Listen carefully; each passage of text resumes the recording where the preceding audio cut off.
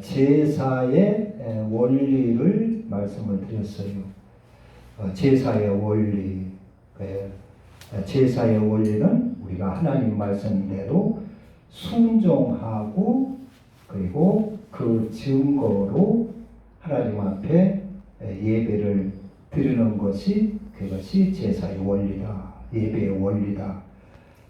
순종하지 않고 예배를 드리는 것은 우상과 하나님을 우상 취급하는 것이다. 점쟁이를 찾아가서 점을 치는 죄와 같고 우상에 절하는 죄와 같다. 하나님 말씀을 버리고 하나님 앞에 예물만 드리면서 예배만 드리고 복을 달라고 하는 것은 저는 우상 숭배하는 것과 다를 것이 없다, 그런 얘기입니다. 그래서 그런 예배를 드리면 하나님이 자신을 멸시하는 것으로 느껴진다, 그런 얘기입니다. 그래서 하나님께서 저들이 나를 멸시했다, 성경에는 그렇게 말씀하고 있어요. 하나님 말씀을 순종하지 아니하고 하나님 법도대로 살지 아니하고 예배를 드릴 때에 하나님은 저들이 나를 멸시했다 그랬어요. 멸시했다. 하나님을 멸시하면 어떻게 되겠어요? 하나님을 멸시하면 안 되죠. 그러니까 예배의 원리는 내가 하나님 말씀대로 순종하고 그 모든 영광을 하나님 앞에 돌리는 것이 예배다, 그런 것입니다. 그래서 이제 우리 한국 교회 그 잘못된 그 예배만 드리면 복을 받는 줄 알아요. 아브라함이 가는 곳마다 하나님 앞에 단을 쌓고 예배를 드리고 복을 받았다 하니까 사람들이 나도 아브라함처럼 복 받자 해가지고 그냥 예배만 드리는 경우가 있어요. 그래서 가정에서 그냥 예배만 드리면 아브라함의 복을 받으려나 해가지고 가정 예배를 그런 식으로 드리는 경우도 있고, 또 무슨 가게 같은 거 개업을 해가지고 아브라함의 복을 받자 해가지고 그렇게 예배를 드리는 경우도 있어요. 아브라함이 어떻게 복 받았냐는 생각을 하지 않고 아브라함이 얼마나 순종을 해서 하나님 앞에 순종하고 예배를 드리고 복 받았냐, 그 순종한 것은 생각하지 않고 그건 보지 않고 아브라함의 단을 쌓고 예배를 드리고 복을 받았다 하니까 그 흉내를 내니라고 예배만 드리고 복 받으려고 한단 말이에요. 그게 하나님의 말씀을 받아서 말씀대로 살기 위하여 우리가 예배를 드리고 뭐 가정 예배를 드리고 개업 예배를 드리고 뭐 무슨 행사 예배를 드리는 것은 좋은데, 그런 예배는 얼마든지 좋은데 그렇지 않고 아브라함의 흉내만 낸단 말이에요. 예배 드리면 하나님의 복 준다 해가지고 그런 예배는 하나님이 기뻐받을 수가 없는 것입니다. 그건 미신을 섬기는 것과 다를 바가 없다는 것입니다. 우리가 많은 사람들이 또 오해하기 쉬운 것은 우리가 하나님 앞에 의롭게 되는 것, 갈라디아서 2장 같은 데나 로마서 3장 4장 이런 데에는 의롭게 되는 것이 율법의 행위로는 절대로 의롭게 될 수가 없다. 믿음으로 의로워진다. 우리가 의롭게 되는 것은 율법의 행위로가 아니요 믿음으로 의로워지는 것을, 의롭다는 것을 아나니 그랬어요. 그것을 많은 사람들은 어떻게 하냐면 우리는 율법은 지킬 수 없다. 그러니까 율법의 행위로 이루어질 수 없다는 얘기를 율법을 우리는 지킬 수가 없다. 예수님께서 우리를 대신해서 죽어주셨으니 예수를 믿으면 그 믿음을 보고 하나님은 우리를 의롭게 여기신다. 그렇게 알고 있는 사람들이 많이 있단 말이에요. 율법의 행위로는 의로워질 수 없다는 얘기는 뭐냐면 그러니까 우리가 아무리 의롭게 살아도 사람의 의로는 하나님 앞에 의를 인정받을 수가 없다 그런 얘기입니다. 율법을 안 지켜도 믿기만 하면 하나님이 그 믿음을 의로 봐주는 것이 아니라 율법을 다 지켜도 아무리 선하게 살아도 그것으로는 하나님이 우리를 의롭게 여기지 않는다 그런 얘기입니다. 그게 무슨 얘기냐면 아브라함이 여러분 악하게 살았나요? 의롭게 살았지요. 아브라함이 부모께 효도하며 형제지간에 우하며 선하게 잘 살았어요. 그러나 그것 가지고 하나님이 아브라함을 의롭다 하신 게 아닙니다. 아브라함은 믿음으로 의롭다 인정을 받았다 로마서에 그랬어요. 그래서 무슨 얘기냐면 아브라함한테 하나님이 네 본토 친척 아비집을 떠나라 그러지요.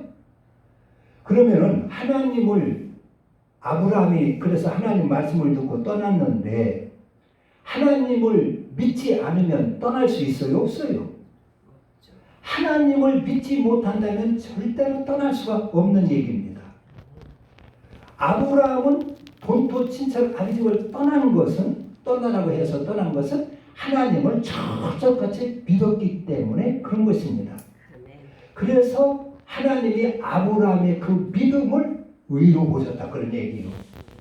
아브라함이 평소에 살 때 부모 공경하고 가정에 충실하고 정직하고 진실하고 의롭게 살아서 그것을 보고 의롭다고 한 것이 아니라 그런 것은 누구나 다 마땅히 해야 될 그런 얘기라 그런 얘기입니다. 하나님을 안 믿는 사람도 옆에 불쌍한 사람이 있으면 도와줘야 되고 하나님을 안 믿는 사람도 부모께 공경하며 살고 하나님을 안 믿는 사람도 정직하게 살고 성실하게 산다는 말이요. 그것은 하나님 모든 사람이 마땅히 해야 할 일이라 그런 얘기입니다. 그것으로는 하나님 앞에 의를 내세울 수가 없다 그런 얘기예요. 하나님은 아브라함처럼 네 이삭을 바쳐라. 네 독자 이삭을 바쳐라. 네 본토 지적 아비집을 떠나라. 그것은 아무나 할 수 없는 일입니다. 그거는 하나님을 믿지 않는 사람은 절대로 할 수가 없는 일입니다. 그래서 아브라함이 그 하나님 말씀에 순종한 그 믿음을 보고 하나님이 아브라함을 의로 여기셨다 그랬어요. 그 믿음. 그런데 그것을 오해하고 잘못한 사람들은 또 사탄이 교묘하게 우리를 오도하는 방법은 뭐냐? 우리 율법의 행위로는 의로워질 수가 없어. 그러니까 우리가 정욕으로 살고 악하게 살고 해도 하나님을 믿으면 그 믿음을 하나님이 의롭게 여겨주시는 거야. 이렇게 알고 있다 그런 얘기예요. 그렇게 알고 있는 성도들이 많이 있고 그렇게 설교하는 목사님들도 많이 있습니다. 그건 아닌 것입니다. 율법의 행위로 의로워질 수 없다 해서도 율법을 어기면 당장 형벌받게 돼 있어요. 하나님의 형벌과 저주가 따르게 되어 있습니다. 그런데 욕심 없는 사람이 어디 있으며 성질 없는 사람이 어디 있으며 사람이 어떻게 거짓말 않고 살 수 있으며 사람은 다 약하기 때문에 예수님께서 우리를 대신해서 십자가에 달려 죽으셨으니 그 예수님을 믿기만 하면 우리가 구원받는다. 이런 식으로 알기 때문에 성도들이 바로 고쳐지질 않아요. 하나님 형상으로 희복이 되질 않아요. 예수 믿는 사람들이 거룩해지질 않아요. 그래서 세상 사람들한테 욕을 먹는 것입니다. 정신을 차리지 않아요.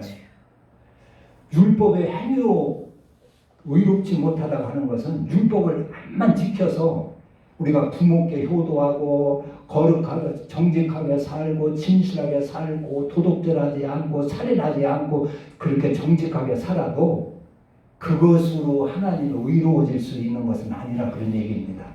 그거는 모든 사람이라면 다 그렇게 살아야 할 기본이라 그런 얘기입니다.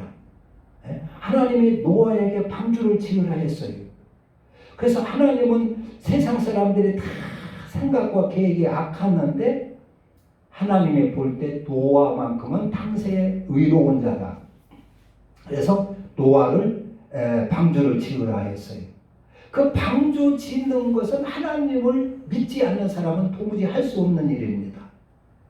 돈도 나오는 일이 아니고 그게 참 그런 산꼭대기에 가서 비도 안 오는데 가서 세상에 홍수를 맺어진다고 산 위에 올라가가지고 방주를 지켰어요? 하나님을 안 믿는 사람은 할 수가 없는 것입니다. 그러나 노아는 그걸 했어요. 다른 사람들은 다 코수dom치고 농담으로 여기고 쓸데없는 짓을 여기고 미친 짓을 여겼지만은 노아는 그 하나님 말씀에 순종을 합니다. 그래서 노아가 그래서 구원받은 것을 믿음으로 구원받았다 하는 것입니다. 그리고 믿음으로 의로워졌다 하는 것입니다. 우리가 이것을 잘 알아야 됩니다. 그러니까 믿음의 그 원리입니다. 믿음의 원리. 그런데 우리가 율법은 지킬 수가 없다. 율법을 어기는 것은 어쩔 수가 없다. 율법대로 살지 않고 내 욕심으로 살고 정욕으로 살고 거짓말하며 살고 이래도 우리가 예수를 믿으면 하나님이 의로 여기신다. 의롭게 봐주신다. 이렇게 알면 안 되는 것입니다. 그렇게 하면 하나님을 우상 취급하는 것입니다. 그리고 또 하나는 우리가 잘못 오해하고 많은 사람들이 오해하고 있는 것은 우리 죄 문제를 속죄하는 것입니다. 오늘 여기 보면은 이제 그 속죄제가 나오는데 속죄. 그래서 이제 7월 1일 날은 나팔절, 7월 10일 날은 일곱째 달 10일 날은 대속죄일입니다. 그리고 7월 15일 날은 이제 장막절이 되는데 그 유대인들은 일곱째 달을 새해 첫날 여깁니다. 일곱째 달 첫날을 새해 첫날 우리나라로 말하면 설날로 여기는 것이요. 그리고 그 10일 날은 10일째 되는 날은 대속죄일입니다. 대속죄. 그리고 15일 우리나라로 말하면 정월대보름이죠. 그날을 장막절로 이렇게 이제 절기를 지키는데 여기 속죄 문제도 우리가 그 잘못 오해하는 경우가 많이 있어요. 속죄. 여러분 어떻게 해야 속죄를 받을까요? 우리는 성경에 보면 우리 인간의 그 불행이 죄로 비롯되는데 죄. 그래서 죄 때문에 우리가 병도 걸리고 죄 때문에 결박당하고 죄가 있으면은 우리가 형벌을 받고 고통을 겪고 불행을 만나게 되고 그렇습니다. 죄가 있으면 죄 문제를 해결하지 아니하면 우리가 자유로워질 수가 없어요. 자유를 얻을 수가 없어요. 하나님의 은혜를 입을 수가 없어요. 죄에 있고 나서 그 죄 우회에서 하나님 앞에 아무리 정성 들이고 해야 그것은 어떤 경우와 같으냐, 바위돌 위에다가 씨앗을 심어놓고 싹나기를 바라는 것과 비슷하다 하는 것입니다. 바위돌 위에다가 씨앗 심어놓고 거기서 무슨 열매를 따려고 기다리면 그게 됩니까? 안 되지요. 그러니까 죄를 놔두고 우리가 하나님 앞에 복 받을 수는 없다 그런 얘기입니다. 죄를 놔두고 우리가 형통할 수는 없다 하는 얘기입니다. 그래서 죄 문제를 해결을 해야 되는데 우리가 죄 문제를 어떻게 해결을 해야 합니까? 우리 기독교는 죄 문제를 해결하는 종교고, 그래서 이런 속죄일이나 이런 것이 다른 종교에는 없습니다. 불교나 유교나 이런 데는 이 속죄하는 행사 절기가 없어요. 우리 기독교만 있어요. 그리고 우리의 죄를 위하여 죽으신 분이 예수밖에 없어요. 세상에 어떤 종교도 죄 문제를 해결할 길은 없습니다. 아무리 불교가 그렇게 해도 불교도 죄 문제를 해결할 길이 없어요. 그래서 죄는 반드시 업보가 있어서 갚게 된다 하는 것이 불교입니다.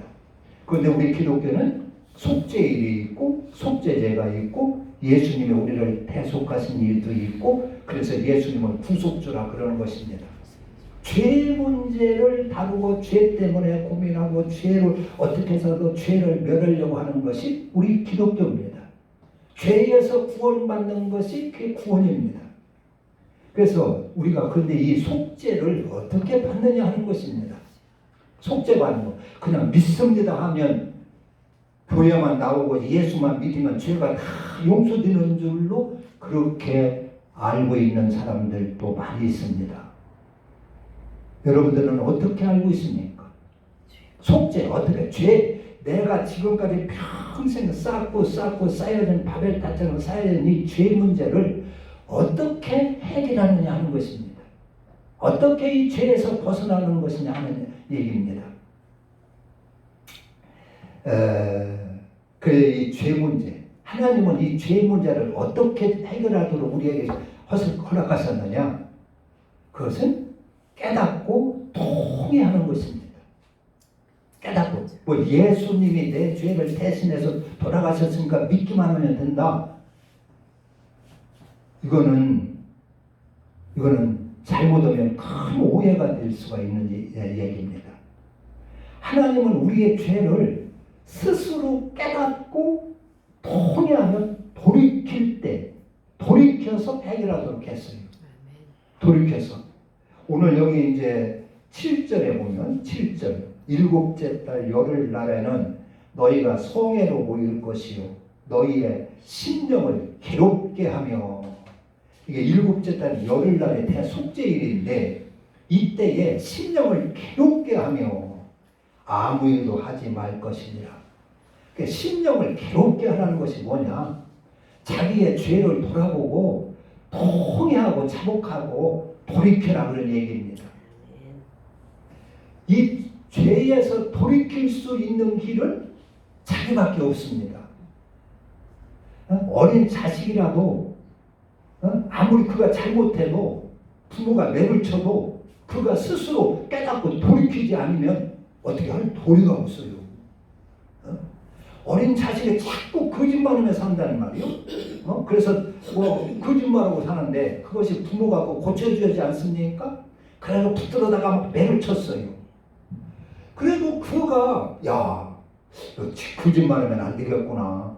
거짓말하고 살지 말아야겠구나. 정직하게 살아야겠구나. 거짓말하니까 부모한테 미움받고 매맞고 이러는구나. 그래서 스스로 깨닫고 스스로 돌이켜야 그게 고칠 수가 있지. 걔가 독하게 마음 먹고 아무리 매를 치건 말건 그때만 잘못했다고 하고 나중에 또 계속해서 거짓말하고 살면 그게 됩니까? 고칠 수가 없는 것입니다. 그래서 우리를 이 죄 문제를 해결하는 길은 우리가 스스로 깨달아서 통에 자복하고 돌이킬 때 하나님이 용서해 주고 이렇게 돼 있어요.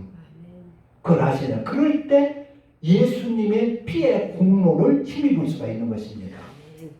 그냥 입으로만 믿습니다. 내가 예수님 내 죄를 대속한 걸 믿습니다. 그렇게 해서 죄 문제가 다 해결할 것 같으면 아무 걱정 없지요. 근데 한국 사람은 그렇게 믿는 사람들이 많이 있다 그런 얘기입니다. 내가 이 문제를 해결할 수 없으니까 예수님이 대신 십자가에 달려 죽으셔서 나는 이제 믿기만 하면 돼. 믿기만 하면 돼. 그렇게 알고 있는 사람이 있어요. 스스로 돌이키고 깨닫고 돌이키고 통회하며 자신을 괴롭히면서 돌이키려고 하질 않아요. 내가 죄를 돌이키려고 미워하고 아주 결심을 하지 아니하면 하나님이 역사하지 않습니다. 내가 결심을 해야 됩니다. 죄를 버리려고 결심을 해야 하나님도 역사해 주시고 그리고 예수님의 보혈의 피의 공로를 입고 죄 씻음을 받을 수 있다는 것입니다.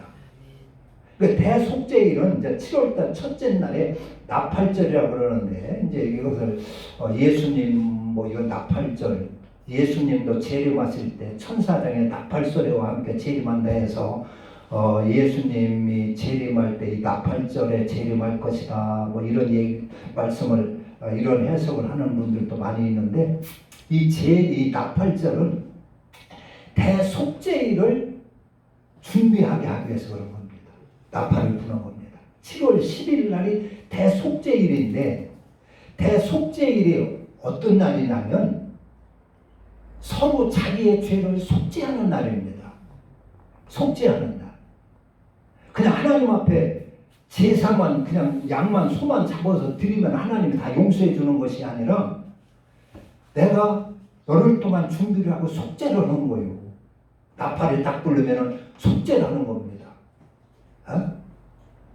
내가 아내에게 잘못했으면 여보 나 때문에 고생이 많았지. 한 해 동안 나 때문에 고생이 많았지. 내 성질이 더러워서 나 때문에 속 많이 썩었지. 아내 내가 잘못했네. 한 해 동안 내가 참 당신 고생한 거 내가 잘못했네. 용서해줘. 그러면서 속죄를 하는 것입니다. 그냥 뭐 양만 받아서 하나님 앞에 제사 드리면 되는 것이 아니라 나팔을 딱 불고 나서 속죄를 하는 것이요. 아내는 남편한테 속죄하고 남편은 아내한테 속죄를 하고 그리고 그 말로 돼요? 말로 한두 번이요? 맨날 당신 그러지 않아? 그러면 내가 어떻게 해야 되는데? 내 양말 빨어? 설거지요. 오늘부터 설거지요. 그러면 해야 됩니다. 그럴 때 속죄를 받을 수 있어요. 그렇게 해야 속죄해 준다는데 어떻게 해요? 그래서 이 속죄 날을 하나님은 정해서 가지고 이때 속죄를 하면 민족 전체 그래서 10일 날을 이스라엘 민족 전체의 죄를 하나님이 제사장한테 지성소에 들어가서 속죄를 합니다. 하나님이요 이 백성들이 이렇게 속죄를 했습니다. 용서해 주소서. 그래서 백성들이 다 속죄할 때 그때 10일 날 대제사장이 지성소에 송아지 피를 들고 와서 은혜에서 속죄를 하는 것입니다. 속죄를 하지 않고 속죄하지 않고 뭐 너는 네 멋대로 살고 나는 나 멋대로 고집 부리고 속죄를 하지 않으면 제사 드릴 자격이 없는 거예요. 대제사장이 그의 죄를 들고 와서 하나님 앞에 속죄를 드릴 수가 없는 것입니다. 속죄를 해야 됩니다. 속죄. 내가 앞집에 손해를 붙였어요. 앞집과 싸워서 손해를 붙였어요. 그러면 이 속죄인 날 속죄를 하는 겁니다. 찾아가서 아버님, 형님, 아저씨 내가 이렇게 그다 잘못했네요. 내가 참 잘못했네요. 용서해 주세요.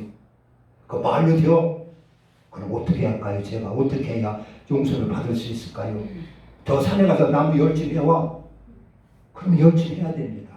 그러니까 자기 일은 하나 하지 말라는 거예요. 자기 일 하지 말고 속죄하는 일만 하라는 겁니다. 여기에. 그리고 나오죠. 7절에 일곱째 날 열흘 날에는 너희가 성회로 모일 것이요 너희 심령을 괴롭게 하며 아무 일도 하지 말 것이니라. 내 사사로운 일 그거 하지 말고 다 중단하고 온전히 전심해서 속죄하는 일을 하라는 겁니다. 용서를 빌으라는 것이요. 가서 용서를 받아갖고 오라는 것입니다. 그럴 때 하나님 앞에 속죄제를 드릴 수 있고 그리고 용서를 받게 되고 그럴 때 예수 그리스도의 보혈의 공로를 내가 힘입을 수가 있는 것입니다. 그런데 이것을 잘못 알고 또 마귀가 살짝 이것을 바꿔요. 우리는 죄 안 짓고 살 수가 없어. 어떻게 사람이 죄 안 짓고 살고 거짓말하고 사나? 우리는 약하고 인간은 다 어쩔 수 없으니까 예수님이 대신 십자가에 달려 대속해 주신 거예요. 우리는 믿기만 하면 구원받는 거예요. 그런 식으로 그렇게 오묘하게 아주 오해를 하게 만든다는 말이요. 이거는 성경에는 없는 얘기입니다. 그건 사람이 만든 이야기입니다. 이건 사탄 마귀가 살짝 오해를 하게끔 집어넣은 얘기입니다. 그래서 속죄를 하는 겁니다. 속죄. 그래가지고 속죄를 받아요. 그러니까 이 세상에서도 우리가 운전을 잘못해가지고 남을 사고를 내서 남을 상처를 많이 줬어요. 음주운전을 해가지고 하다가 사고를 내서 엉뚱한 사람 다리를 분절을 놨어요. 그러면 어떻게 해야 합니까? 그 사람과 화해를 해야 됩니다. 화해금을 주고 1,000만 원을 주든 2,000만 원을 주든 이렇게 화해금을 주던가 해가지고 그 사람이 요구하는 대로 들어줘가지고 화해를 하고, 그리고 가서 법에 또 음주운전을 하고 운전을 잘못한 형법에 의한 벌을 받아야 죄 문제가 깨끗하게 해결되는 겁니다.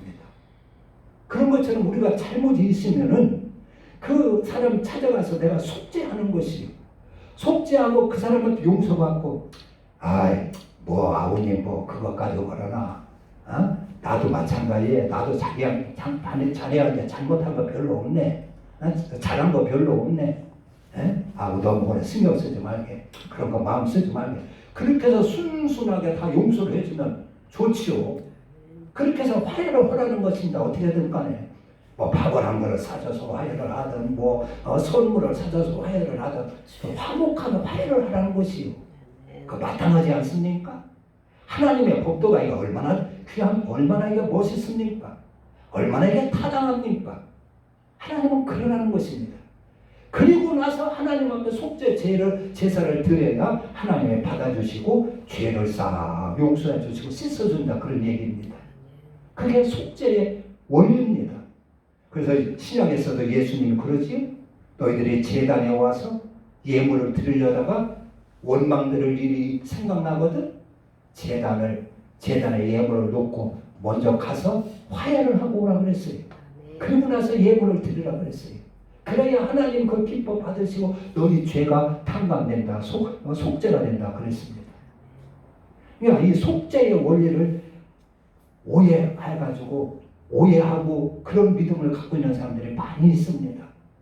그냥 그 요한일서 1장 9절에 그랬어요. 만일 우리가 우리의 죄를 자백하면 미쁘시고 의로우사 우리의 죄를 사하시며 우리를 모든 불의에서 깨끗하게 하실 것이요 그랬어요. 그래서 요한일서 1장 9절만 보면 하나님 앞에 와서 그냥 자백만 하면 용서받는 것으로 그렇게 이해할 수 있도록 그렇게 되어 있어요. 한 절만 딱 보면. 그러나 그 전후 자고를 보면은 그게 아닙니다. 우리가 빛 가운데 거할 때 내가 나의 심령을 기록해 하고 통회하고 뉘우치고 돌이켜서 빛 가운데 거할 때에 예수 그리스도의 피가 우리를 깨끗하게 해주신다 그랬어요. 그러니까 속죄 받는 것도 내가 그렇게 스스로 깨닫고 내 죄를 깨닫고 돌이켜서 그리스도 안에 들어올 때, 그리스도로 속죄하는 일을 할 때, 속죄의 삶을 살 때, 주님께서 우리에게 주신 그 그리스도는 속죄하기 위하여 주신 하늘나라의 법도입니다. 그리스도. 그것을 우리 주님은 주시러 이 땅에 오신 거예요. 속죄의 삶을 살게 하기 위하여 그리스도를 주셨습니다. 그리스도. 대접하는 것이 아니라 남을 대접하는 그리스도. 사랑받는 것이 아니라 남을 사랑하는 그리스도. 섬김을 받는 것이 아니라 남을 섬겨주는 그리스도. 이 그리스도는 속죄의 삶을 살 수 있도록 준 겁니다.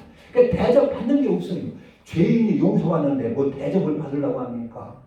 싹싹 빌면서 허락하는 대로 다 해야 되지요. 그게 그리스도입니다.